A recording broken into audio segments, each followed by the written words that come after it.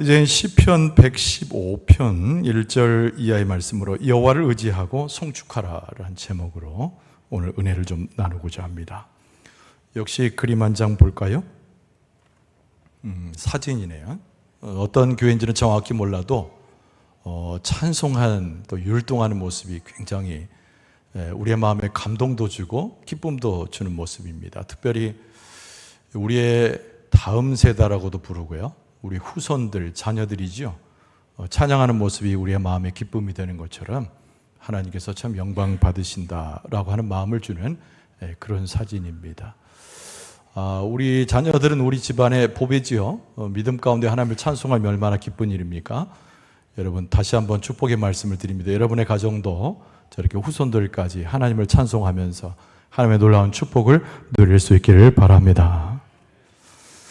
찬양 속에 기쁨이 있다.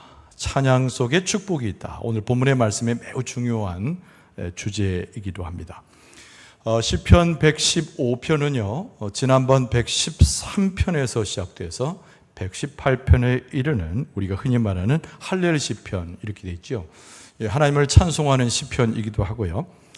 이스라엘 백성들이 그렇게 귀하게 여겼던 절기 때마다 하나님을 찬송했기 때문에, 그리고 뚜렷하게 애굽에서 해방된 것을 늘 기억 감사 하나님의 구원을 노래한 찬송이었기 때문에 이집트 할렐 시편 이렇게도 불려지기도 합니다. 113편부터 계속 봤는데 오늘 115편은 그 안에 있는 할렐 시편 중에 한 편이죠.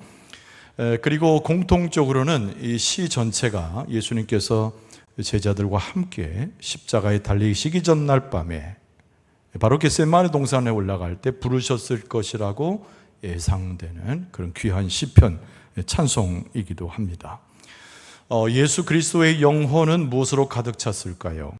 여러분, 십자가 이전의 상황이었는데 하나님을 찬송하고 은혜가 충만하고 그의 마지막 시기 하나님의 뜻을 이루었다고 하는 예수 그리스도의 모습 가운데 은혜를 끼치는 모습이었습니다. 감람산으로 또 겟세마네로 갈보리로 가기 전에 적은 무리였지만은 제자들과 함께 하나님을 찬송하면서 바로 이 시를 낭독하고 불렀다는 겁니다. 예수님의 입술 속에서 찬양되었던 그 시를 2000년이 지난 지금 우리는 이 말씀을 함께 대하고 있습니다. 이 시를 묵상하는 것에 얼마나 큰 의미가 있습니까? 단순한 이스라엘 백성의 찬양만이 아니라 2000년 전에 예수님께서 고난도 마다하지 않고 부르셨던 하나님을 향한 찬양의 그 말씀을 오늘 우리가 대하니까 마음의 감격도 있습니다. 오늘 본문의 말씀에 다른 할렐 시편과는 조금 다른 특징이라고 한다면은 여러 경배자들이 등장하는데요, 꼭 이스라엘만이 아닌 하나님을 경배할 수 있는 모든 자들이 하나님을 찬송할 것을 권면하는 시라고 하는 특징을 갖습니다. 그래서 각각 번갈아 가면서 하나님을 찬송하는 하나의 특색의 식구를 쓰고 있는 것도 오늘 본문의 말씀의 한 특징이기도 하지요. 하나님을 어떻게 찬송했는가, 또 예수님의 그 찬양의 그 영혼과 목소리를 어떻게 우리는 경험할 수 있는가, 오늘 이 본문의 말씀을 함께 하면서 하나님께서 이스라엘 백성에게 주셨던 그 은혜만큼이나 예수님께서 하나님을 찬송할 때 제자들이 함께 누렸던 그 축복과 그 기쁨만큼이나 오늘 시를 통해서 그 은혜와 기쁨을 다 누릴 수 있기를 바랍니다. 자, 오늘 본문의 말씀에는요, 가장 중요한 특징 첫 번째는 뭔가니 여호와는 모든 것 위에 높으심을 받으시는 분이라는, 높임을 받으시는 분이라는 거예요. 한번 따라서 할까요? 여호와는 모든 것 위에 높임을 받으십니다. 너무 위대하신 그 하나님의 영역은 무제한이죠. 하나님이 받으실 영광도 마찬가지입니다. 그래서 오늘 1절에 이 시인이 이렇게 하나님을 찬송하죠. 여호와여 영광을 우리에게 돌리지 마옵소서. 우리에게 돌리지 마옵소서. 오직 주는 인자하시고 진실하심으로 주의 이름에만 영광을 돌리소서. 이렇게 시를 썼어요. 그러니까 하나님의 역사는 기기묘묘하고 하나님께서 행하신 모든 것들은 그의 백성이 충만한 복을 받음에 합당한 하나님의 놀라운 일들이라는 것이죠. 거기서 목필 수 있는 영광은 사람이 절대 취할 것이 아니요 오직 모든 일을 행하신 하나님께만 향해야 된다. 이렇게 그 하나님의 영광을 이해한 시인의 고백이 1절에 나오고 있습니다. 그러면서 이방인들이 하는 이야기를 옮겨 놓았어요. 2절에 보니까 어찌하여 문나라가 그들의 하나님이 이제 어디 있느냐 이렇게 말하게 하리까 라고 질문하듯이 하나님을 찬송하려고 이 표현을 가져왔습니다. 세상에 우리가 하나님을 믿는 여호와 하나님을 믿는 우리 백성은 하나님의 그 영광을 찬송하는데 주변에 있는 이방 백성은 하나님을 알지 못하여 어리석은 질문 하나를 던지게 되는데 그 질문의 내용은 도대체 네 하나님이 어디 있느냐라고 하는 무지한 질문을 합니다 라고 이야기하는 거예요. 그런데 이방인 편에서 볼 때는요, 이 질문이 무지한 질문이 아니에요. 굉장히 합리적이면서도 그들 생각에는 어울리는 질문이었습니다. 오늘 본문의 말씀에 이방신에 대한 묘사도 나옵니다만 돌이나 그리고 나무나 이런 것에 형상을 가져요. 그런데 하나님을 믿는 이스라엘 백성을 가만히 보니까 새겨진 우상도 없고 새겨진 형상도 없고 그리고 눈에 보여서 만질 만한 그 어떤 것도 존재하지 않는데 하나님을 찬송한다는 거죠. 그래서 그들이 무지한 질문을 하는 것입니다. 우리 하나님은, 우리가 믿는 이방의 하나님은 이렇게 보이고 우리가 만지는데 도대체 너희들이 믿는 그 하나님은 도대체 어디에 계시느냐 이렇게 질문한다는 것이죠. 여러분 어디 계시나요? 우리 하나님은.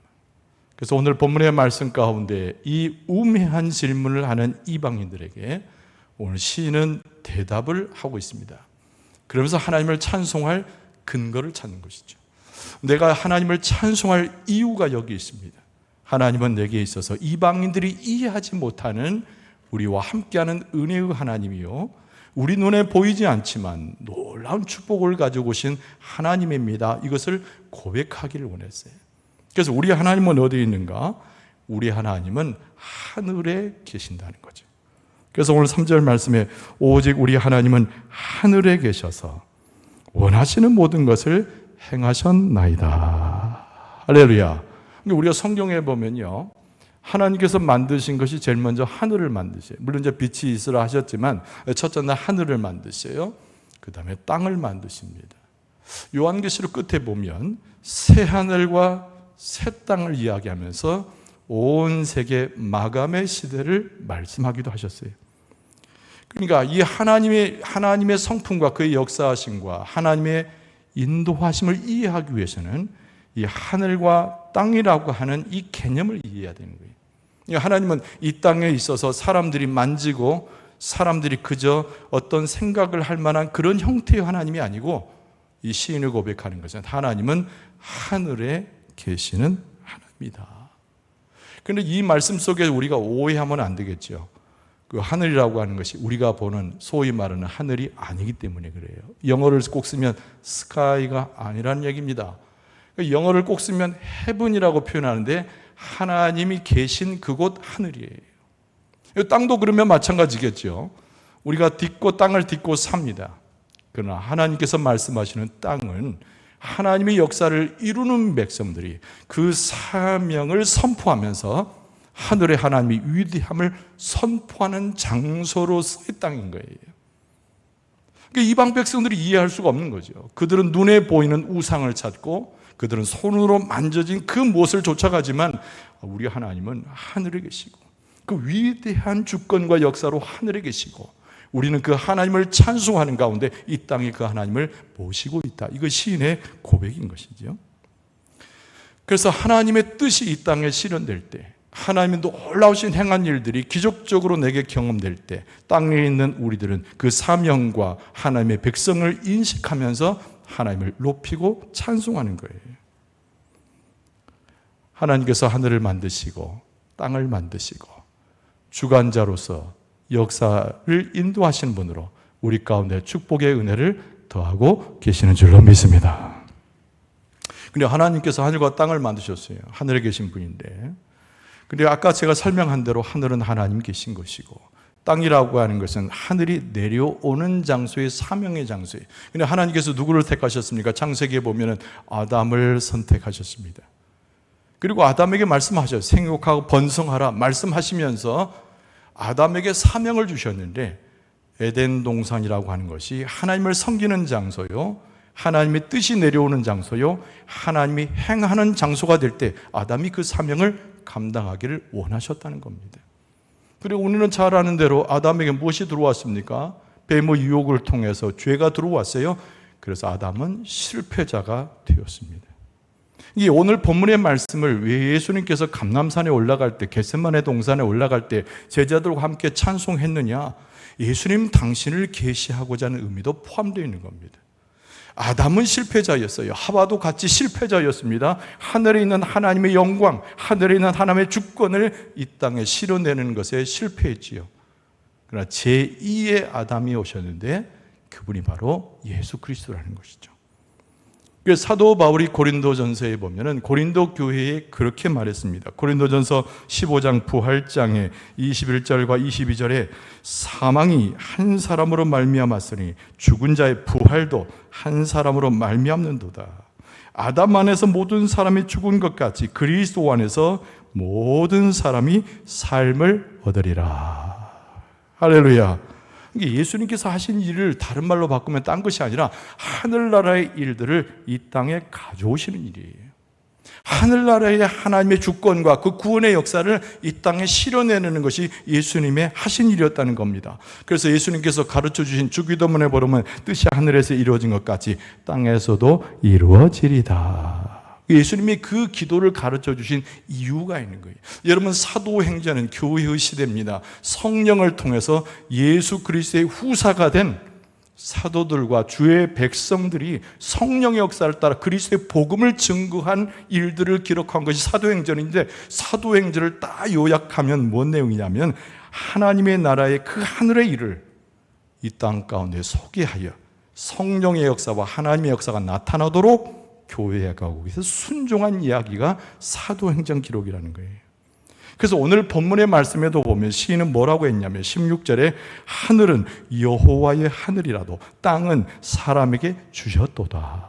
이 말씀은 무슨 말씀인고 하니 하나님께서 하늘에서 뜻을 품으시고 계획하시고 선택하시고 명령하시는데 우리가 땅을 딛고 살아갈 때 우리는 하늘의 명령을 따라서 그것을 사명감으로 감당하는 것이 우리의 모습이고, 우리의 찬송은 거기에서 나오며 우리의 축복도 거기에서 연유되며 우리의 삶의 의미와 가치도 하늘의 하나님의 뜻을 이행하는 우리의 삶 속에서 깨닫고 고백되어진다.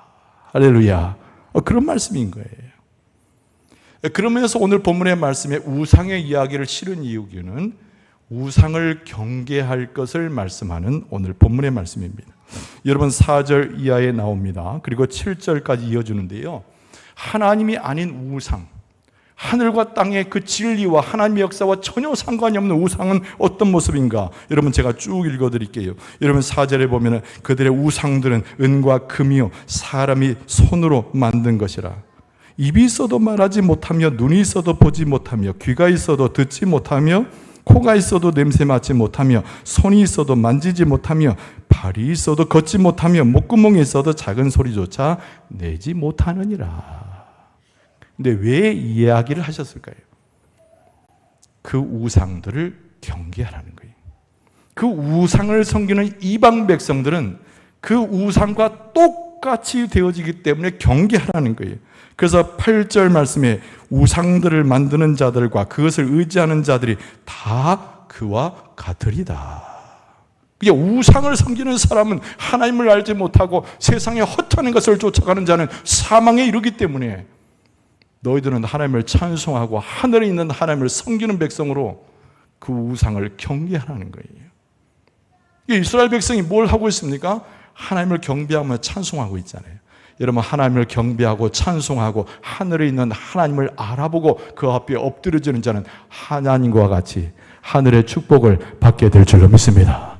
예수 그리스도의 진리를 따라가고 성령과 함께 살아가고 그 성령 하나님, 예수 그리스도 성자 하나님, 우리 아버지 하나님을 섬기는 자는 하늘로부터는 그리스도를 통하여 이루어지는 축복의 세계와 구원과 생명을 얻게 될 줄로 믿습니다. 우상을 섬기는 자들은 똑같이 우상과 같이 넘어지고 슬픔과 사망에 이르지만은 하나님을 찬송하는 자는 그 하늘에 있는 하나님을 만나게 해서 이 땅에서도 찬송하며 영광 돌리며 하나님의 축복을 경험하게 될 것이다. 이 말씀을 하는 거예요. 예수님께서 괜히 제자들과 함께 겟세마네 동산에 올라가면서 이 노래를 부르신 것이 아니죠. 예수님을 잘 섬기고 따랐던 제자들에게 그들과 함께 찬송했던 거예요. 제자들이 봤던 것은 예수 그리스도의 십자가의 형상이요, 제자들이 봤던 것은 예수 그리스도의 십자가 너머에 있는 하나님의 사랑과 은혜를 알았던 거죠. 잠시 잠깐 두려워서 예수님을 떠나긴 했지만 교회 시대가 열렸을 때 그들의 눈도 열려지고 하나님의 축복이 무엇인지를 알게 되고 인생의 욕심과 인생으로 추하고자 했던 개인적 영달을 다 버리고 예수 그리스도의 십자가의 후사가 되지 않았습니까? 결국은 하나님의 축복을 받는 자가 되었어요.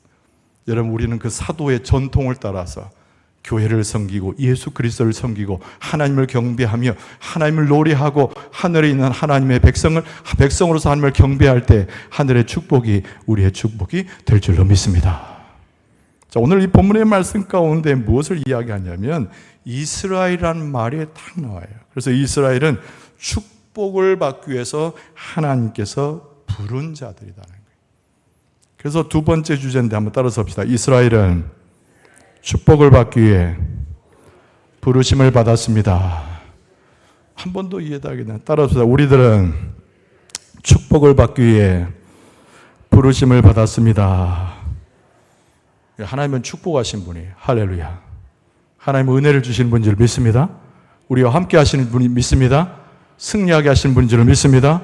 하나님은 좋으신 분이라는 것을 깨닫는 그 체험이 너무 중요한데 이스라엘의 경우를 들어서 오늘 본문의 말씀은 당연히 구약성경 이스라엘이지요. 자, 이스라엘은 하나님께 분을 받았을 때 축복을 받기 위해서 하나님께서 부르셨다는 겁니다.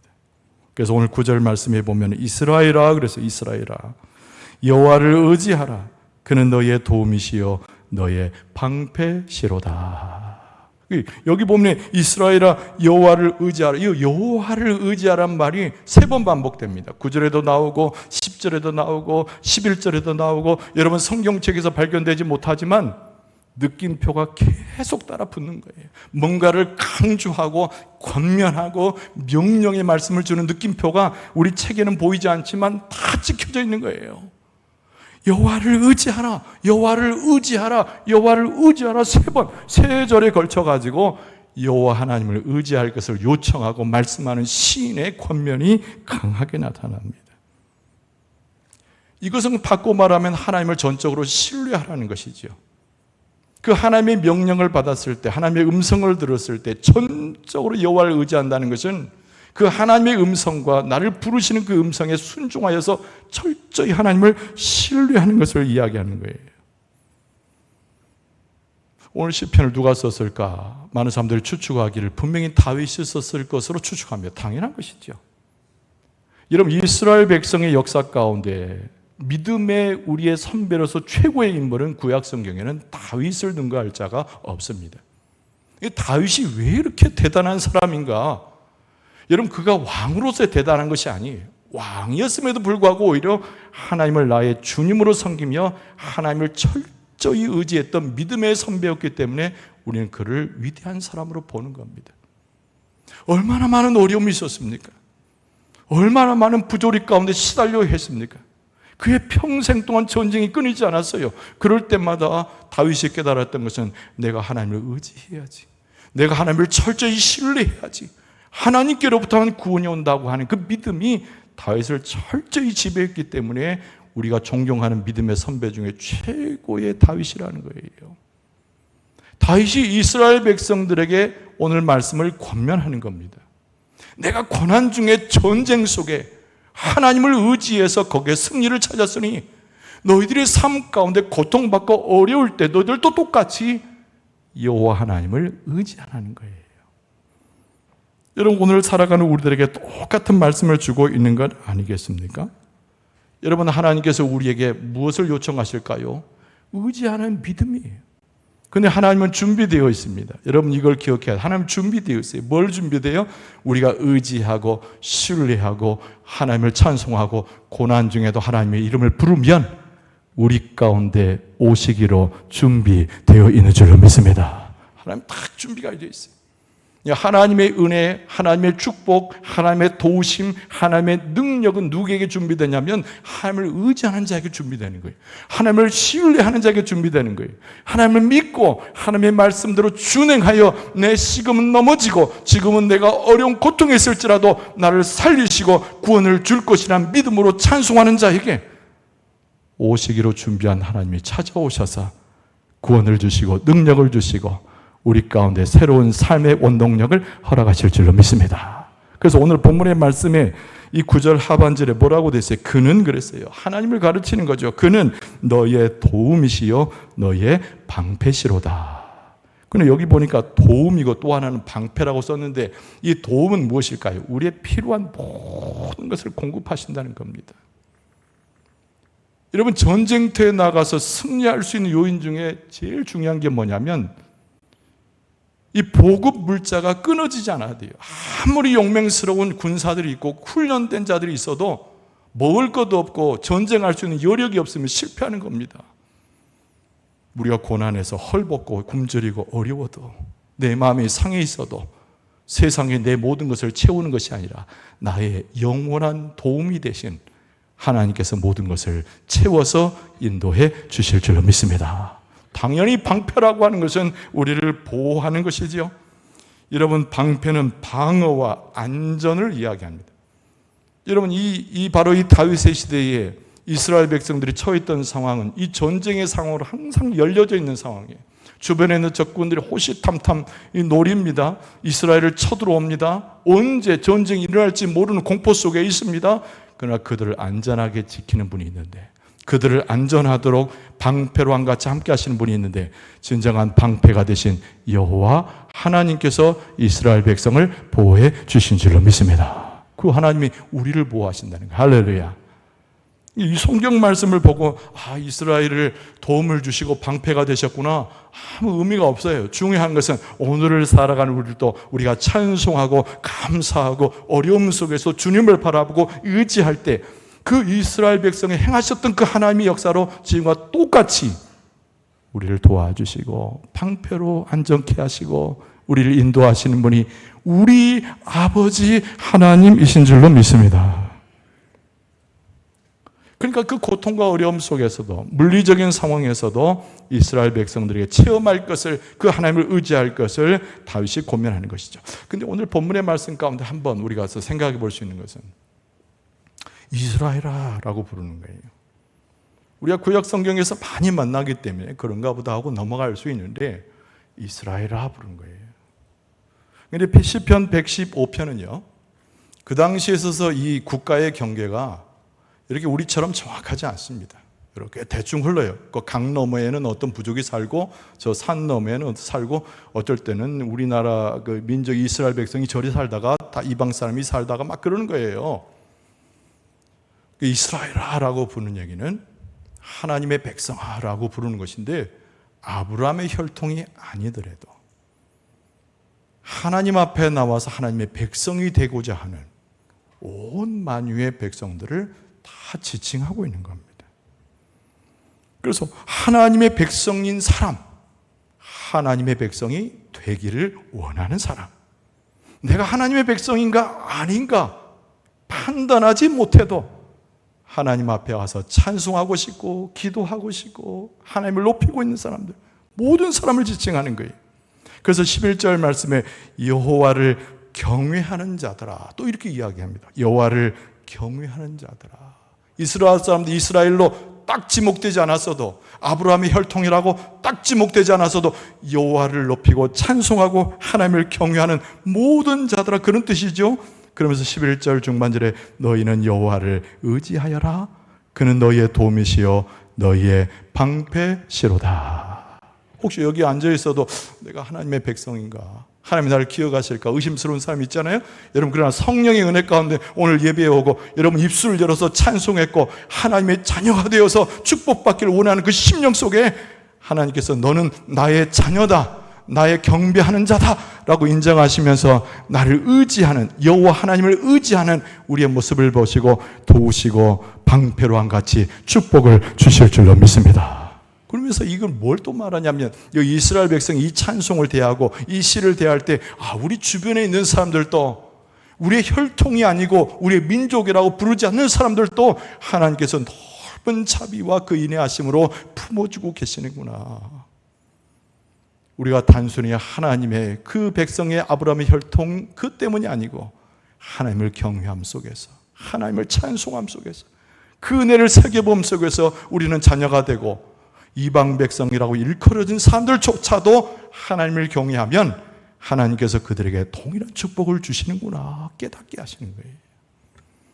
여러분, 하나님께서 우리에게 축복을 주실 때 여러분의 후손들, 여러분의 자녀들, 여러분 남편과 아내들, 그리고 영광 군민이리까지 다 축복을 허락하실 줄 믿습니다. 오늘 본문의 말씀이 그런 거예요. 근데 오늘 본문의 말씀 중에 축복의 선포가 나오는데 그것이 14절, 15절입니다. 이 찬송 중에 임하는 축복에 대한 선포예요. 여러분 14절 보면 여호와께서 너희를 곧 너희의 자손을 더욱 번창하게 하시기를 원하노라. 너희는 천지를 지으신 여호와께 복을 받는 자로다. 할렐루야. 14절에 보니까 너희 자손을 더욱 번창하게 하시기를 원하노라. 여러분의 자녀들이 다 하나님의 은혜 가운데 복을 받게 될 줄로 믿습니다. 근데 그 복이 뭐예요? 하나님을 잘 섬기고 하나님을 찬송하고 하나님의 말씀 가운데 준행하고 곁길로 가지 않고 축복의 길로 갈 수 있도록 도우시는 것이 진정한 축복인 줄로 믿습니다. 여러분, 기독교 역사 중에 정말 위대한 여러 사람들이 나오는데 그 중에 한 사람이 어거스틴이라는 사람입니다. 근데 어거스틴에 대한 일화는 많은 사람들이 알고 있어요. 근데 어거스틴이 청년의 때에 그렇게 합격점을 받을 만한 신앙인이 아니었습니다. 온갖 이단 사설에 매몰되어 있었던 사람이고 하나님의 품을 떠난 탕자와 같은 삶을 살았어요.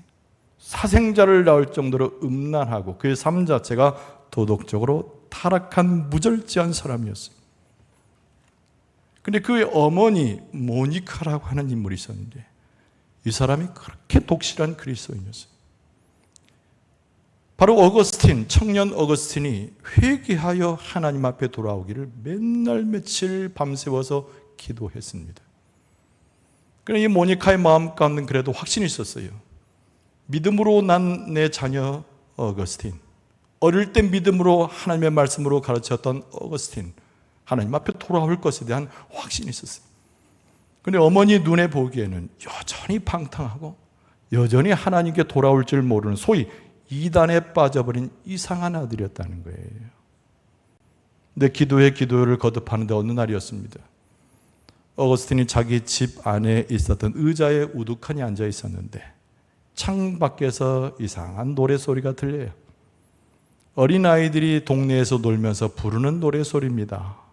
근데 소녀들 몇 명이서 막 뭐 하면서 놀면서 부르는데 찬송가였어요. 그러려냐고 듣고 있는데 마음 가운데 그 찬송이 계속 메아리치면서 너 가서 빨리 읽어라. 너 가서 읽어라. 뭘 읽으라는지 모르는데 계속 뭔가 책을 읽으라고 하는 음성이 조그맣게 들리기 시작했다는 거예요. 근데 어거스틴의 눈에 방 안에 얼른 띄었던 책 한 권 있었는데 그게 성경책이었죠. 그 책을 읽으라는가 보다. 그리고 무심코 자기 방 안에 있었던 탁자 위에 올려졌던 성경책을 그냥 펼쳤어요. 이거는 이제 기록에 나온 얘기입니다. 근데 그 책 중에 한 부분이 로마서 13장 12절이 나왔는데요. 그 내용이 이런 것이 있습니다. 밤이 깊어 낮이 가까웠으니 그러므로 우리가 어둠의 일을 벗고 빛의 갑옷을 입자. 낮에와 같이 단정히 행하고 방탕과 술 취하지 말며 음란과 호색하지 말고 쟁투와 시기하지 말고 오직 주 예수 그리스도로 옷 입고 정욕을 위하여 육신의 일을 도모하지 말라. 이 구절을 읽고 큰 감동을 하죠. 그리고 나서 어거스틴이 회심하게 됩니다. 그리고 기독교로 다시 돌아오고 신앙을 찾게 되는데 이 사람이 대단한 천재예요. 그래서 나중에 참회록이라고 하는, 지금도 고전 중에 고전인 책을 남겼어요. 그리고 이 사람 앞에 성스러운 어거스틴을 성 어거스틴이라고 부를 정도로 초대교회의 대단한 신학자가 되었죠. 뭘 이야기하냐면 어머니 모니카의 기도도 있었지만 직접적으로 성경을 읽고 회심하게 된 가장 가까웠던 이유가 그냥 아무것도 모르게 동네에서 이게 골목에서 놀던 그 소녀들 몇 명에서 불렀던 찬송이었다는 것이죠. 여러분, 찬송이라고 하는 것이 그냥 노래가 아니에요. 우리에게 능력이 되고 주님께 돌아오는 구원의 찬송이 되고 하나님을 찬송하는 신령한 노래인 줄로 믿습니다. 그래서 찬송은 능력이 있는 거예요. 오늘 본문의 말씀에 뭘 얘기했어요?